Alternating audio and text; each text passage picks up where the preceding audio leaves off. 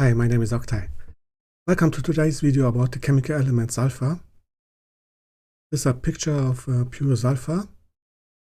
There are 5 isotopes in nature.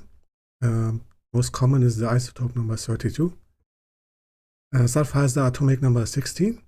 It is a yellow solid with a melting point of 115 degrees Celsius and a boiling point of 445 degrees Celsius. This is the nucleosynthesis origin of the elements. Sulfur is here. It is a member of the oxygen group, and its origin is from exploding massive stars and exploding white dwarfs. The human body contains about 140 grams of sulfur. This is the nucleosynthesis of the most common isotope sulfur 32. At the top left, that's the proton-proton chain. Top right, CNO cycle. Both these nuclear fusion reactions produce helium from hydrogen. In the middle, this is the helium burning triple alpha process. Two helium nuclei merge to beryllium-8, which can merge with another helium isotope 4 to carbon-12. In this chain of reactions, there are two bottleneck situations. One is the beryllium-8 barrier. This is the fact that beryllium has a very low half-life of in the order of 10 to the minus 17 seconds. It decays back to helium-4. And the second is the carbon-12 Hoyle state. It's a high energy state of the carbon-12 isotope. This Hoyle state carbon-12 also decays back to 3 helium-4 isotopes. But in a dying star, there's enough time to try again and again, and eventually you get to carbon-12 in a normal state. This isotope can then enter the alpha process reaction. Then you get oxygen, neon, magnesium, silicon, and eventually you get sulfur. For the nucleosynthesis of sulfur, you need a minimum temperature of 250 million Kelvin. For comparison, the core of the sun has today a temperature of 15 million. This is a picture of the abundance of the chemical elements in Earth's crust. Sulfur is here, quite abundant, for example, more than nitrogen. It is about 0.04% by weight. These are a few examples of sulfur minerals in nature. At the left, that's barite, that's barium sulfate from Sichuan in China. In the middle, that's pyrite, iron disulfide, which is also called fool's gold from Shangbao, China. And at the right, that's pure sulfur, which contains S8 molecules from San Pablo de Napa in Bolivia. Sulfur is a byproduct of petroleum and natural gas production. This is a picture of sulfur pile in North Vancouver in Canada. World sulfur products production in 2020 was a total of 80 million tons, with China being the number 1 producer with 17 million tons, number 2 USA, number 3 Russia. Sulfur has over 30 allotropes. Here are 4 examples. Most common is molecule S8 with its crown structure. It's the bottom left. But there's also S6, S7, and the S12 molecule. Allotropes are different forms of the same chemical element. For example, oxygen has the allotropes O2 and O3 ozone. Most of the sulfur production goes into this process. That's the production of the very important chemical compound, sulfuric acid, H2SO4. This is a picture of the contact process. I've made a separate video about sulfuric acid. For the contact process, the breakthrough was the discovery of vanadium pentoxide as a catalyst. This is a catalytic oxidation of sulfur to sulfur dioxide and sulfur trioxide. Then you make oleum, which is a mixture of SO3 with water with an excess of SO3, sulfur trioxide.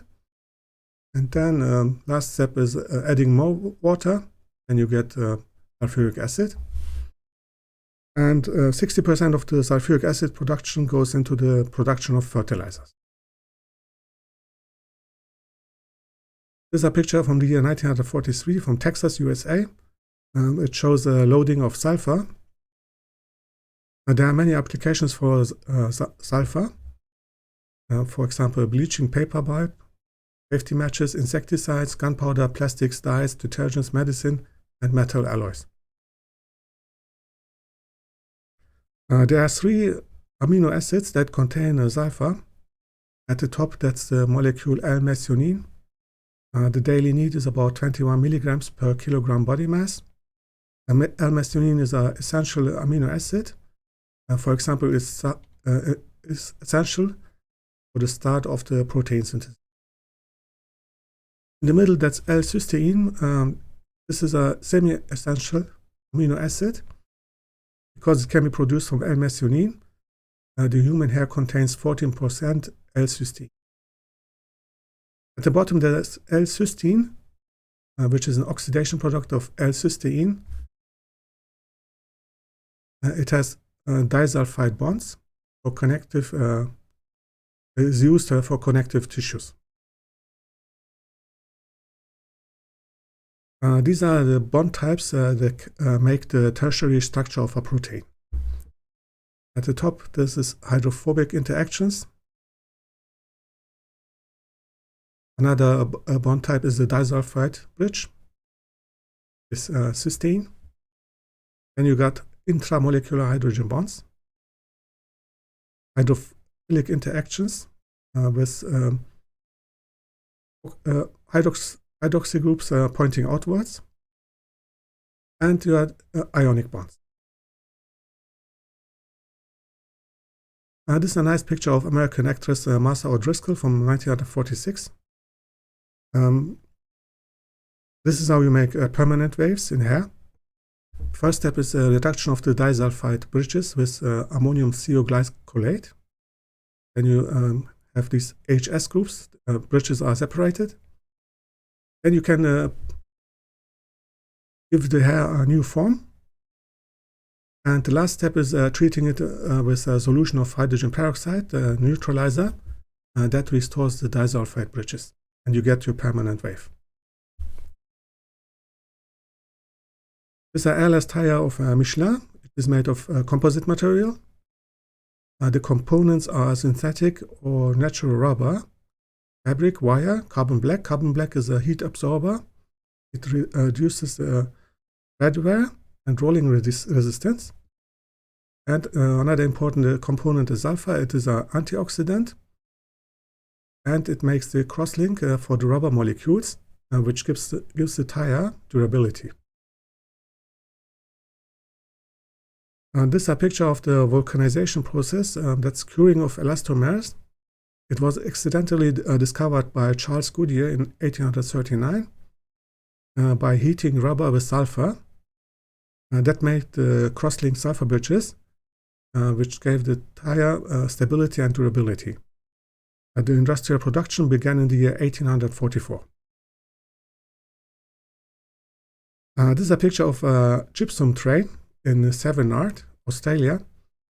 Gypsum is another very important compound. That's calcium sulfide dihydrate. Number 1 producer is USA, America, with 21 million tons in the year 2022. This is the molecule H2S hydrogen sulfide. Its bond angle is 92 degrees. For comparison, water is 104.5 degrees. H2S is a toxic gas. It is a natural gas. And it is a product of decaying matter. Same compound is a essential signaling molecule in the human body because it is a part of the antioxidant defense system, and H2S helps regulate blood pressure. This is a picture of the sulfur cycle in nature. First step is this slow disproportionation of the elemental sulfur S8 here. Then you get sulfuric acid, which is converted to sulfate and hydrogen sulfide. Both these compounds are processed by organisms, and eventually this cycle closes.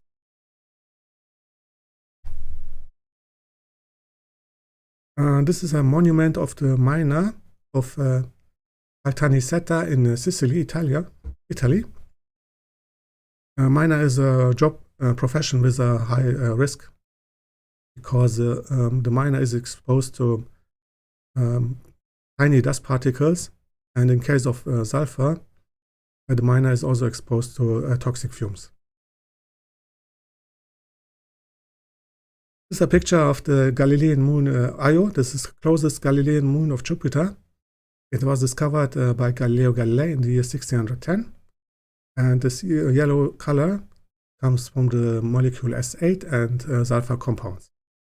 Today I will make a astronomy video about Jupiter and its system of moons. That was today's video about the chemical element sulfur. Thank you for watching. Have a nice day. Bye bye.